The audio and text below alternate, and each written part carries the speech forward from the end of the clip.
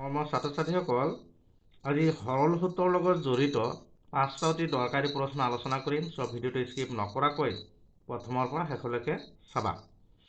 প্ৰথম প্ৰশ্নটো হৈছে কিমান বছৰত, অৰ্থাৎ কি ওলাব দিছে, আমাৰ সময় উলিয়াব দিছে, টি ওলাব দিছে।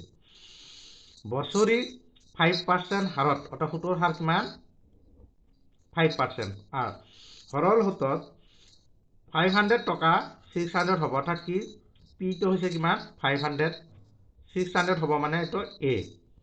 কি ওলাব দিছে, আমাৰ টি ওলাব দিছে। টি ওলাবলৈ হ'লে আমাৰ ফৰ্মুলাটো কি আছিলে, সৰল সূত পূৰণ 100, তলত কি হ'ব, পি ইনটু আৰ। এতিয়া এই সৰল সূত্ৰটো আমি ইয়াৰ পৰা উলিয়াই ল'ম কেনেকৈ চোৱা। সৰল সূত্ৰ ওলাব 500 টকা কিমান হৈছে, 600 টকা হৈছে, অৰ্থাৎ আমাৰ সৰল সূত্ৰ মূলধনৰ পৰা সুতমূলৰ পৰা আমি এই মূলটো বিয়োগ কৰিব, পি বিয়োগ কৰিব, অৰ্থাৎ কি হ'ব, 600ৰ পৰা 500টো আমাৰ বিয়োগ হ'ব, কিমান ওলাব, 100 টকা। এইবাৰ চোৱা, 100 পূৰণ 100, তলত মূলধন কিমান দি আছে, 500, পূৰণ সুতৰ 8 দি আছে কিমান, 5। এইটো চিম্পলিফাই কৰা, এইটো 0, এইটো 0 কেনচেল কৰা, এইটো কেনচেল কৰা, কিমান বাৰ যাব, 2 0, এইটো কেনচেল কৰা 4, অৰ্থাৎ কি সময় কিমান ওলাল আমাৰ, 4 বছৰ। বুজি পালানে? অৰ্থাৎ কি হ'ব, এই এ নম্বৰ অপশ্যনটো শুদ্ধ হ'ব। ঠিক সেইদৰে 2 নম্বৰ প্ৰশ্নটো চোৱা। এইটো দি আছে যে এটা নিৰ্দিষ্ট পৰিমাণৰ ধন, অৰ্থাৎ আমাৰ নিৰ্দিষ্ট পৰিমাণৰ ধন মানে ধৰা এটা মূলধন কিবা এটা দি আছে। সৰল সূত্ৰত 10 বছৰত দুগুণ হ'ল, কিমান সময়, কিমান 10 বছৰ, কিমান হৈছে, 2 গুণ হৈছে। বছৰি সুতৰ হাৰ কিমান হ'ব, কি ওলাব দিছে, সুতৰ হাৰ আৰ উলিয়াব দিছে আমাক। বুজি পালানে? যদি আমাৰ মূলধনটো কি হয়, মূলধনটো কিমান হয়, পি যদি হয়, এইটো কিমান হ'ব, সুতমূল কিমান হ'ব, 2 গুণ হৈছে, টুৱাইচ পি হ'ব। তেনেহ'লে সুত কিমান ওলাব, টুৱাইচ পিৰ পৰা পি বিয়োগ কৰা কিমান ওলাব, পি, অৰ্থাৎ মূলধনৰ পি, সুতৰ পি। এইবাৰ চোৱা, ইয়াৰ পৰা কি ওলাব, আৰ ওলাব লাগে। গতিকে আমাৰ আৰৰ ফৰ্মুলাটো কি আছিলে, সৰল সুত পূৰণ 100, তলত কি হ'ব, পি ইনটু টি।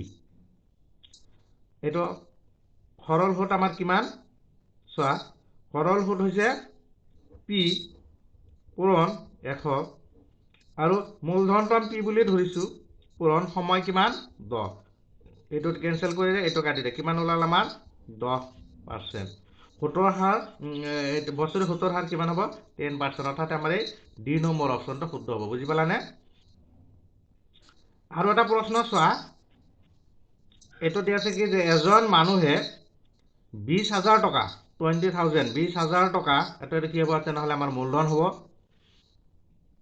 কিমান দিছে, 2 বছৰৰ বাবে সৰল সুতত ধাৰলৈ ল'লে, সময়টো কিমান দি আছে, প্ৰশ্নটো ভালকে পঢ়ি চাবা, কোনটো কি দি আছে, এইটো সময়টো আছে 2 বছৰ। তেওঁ 2 বছৰ পাছত সুদ সহ, এইটো হৈছে কি সুদ মূল, অৰ্থাৎ এইটো এ, পৰিশোধ কৰিব লগা হ'ল, তেওঁৰ বছৰি সুতৰ হাৰ, এইটো কি ওলাব দিছে, আমাৰ সুতৰ হাৰ আৰ ওলাব দিছে। এইটো আগৰটোৰ দৰে একে, তাৰমানে ইয়াতে দিয়া আছে, এইটো সুদটো কিমান ওলাব চোৱা, এ মাইনাছ পি, অৰ্থাৎ এ হৈছে কিমান, 24,800 টকা, আৰু মূলধনটো কিমান আছিলে, 20,000, অৰ্থাৎ কিমান হ'ব, 4,800 টকা হ'ব। এইটো আমাৰ কি সুদ। এইবাৰ চোৱা,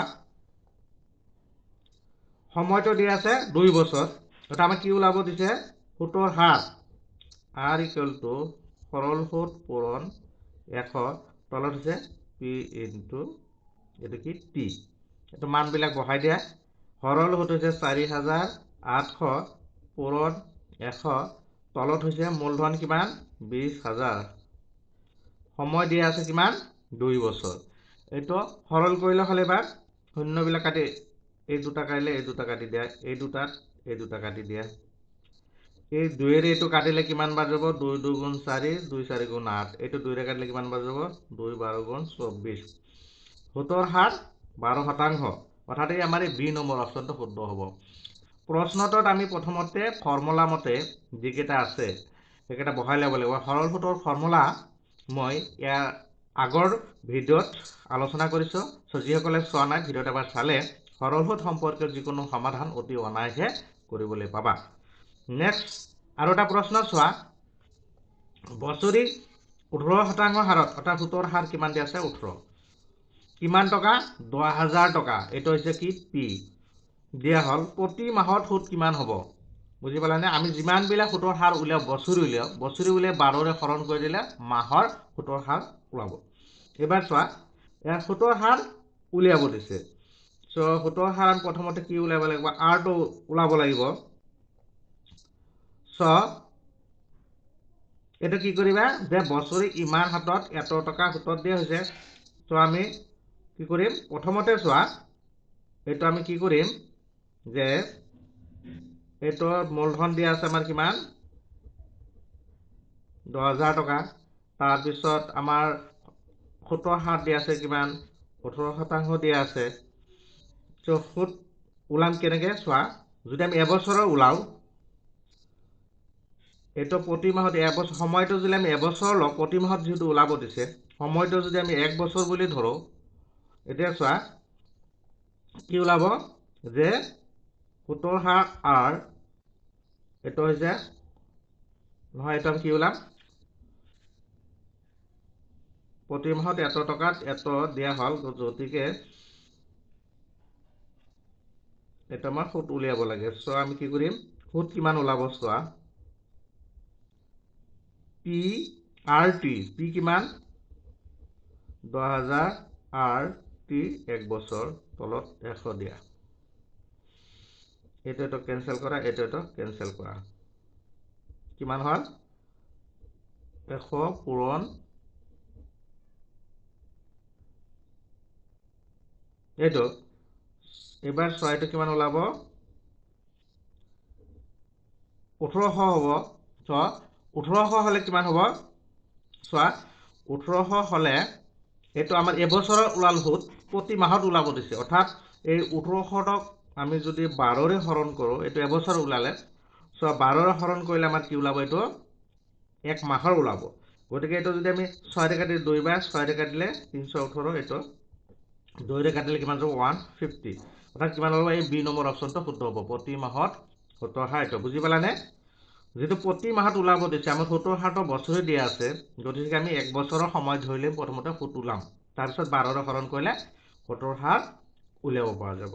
তাৰপিছত আৰু এটা প্ৰশ্ন চোৱা, ইম্পৰ্টেণ্ট প্ৰশ্ন, এইটো হৈছে কি এটা নিৰ্দিষ্ট হাৰত সুতৰ হাৰটো দিয়া নাই 500 টকা 500 টকা, এইটো কি হৈছে 2 বছৰত সৰল সুতত কিমান হৈছে, সুত কিমান হৈছে 100 টকা হৈছে। চ' একেখিনি হাৰত একেখিনি ধনৰ মানে এই যিমান এইটো আছে 500 টকা আছে, এইটো টকাৰ একে হাৰতে সুতৰ হাৰটো একে। 5 বছৰত এবাৰ সময়টো বদলাই দিছে যে 5 বছৰত কিমান সুত কিমান হ'ব।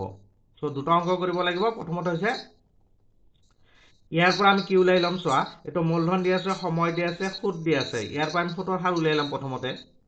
চ' সুতৰ হাৰ আৰ ইকুৱেল টু সৰল সুত পূৰণ 100 তলত হৈছে পি ইনটু টি।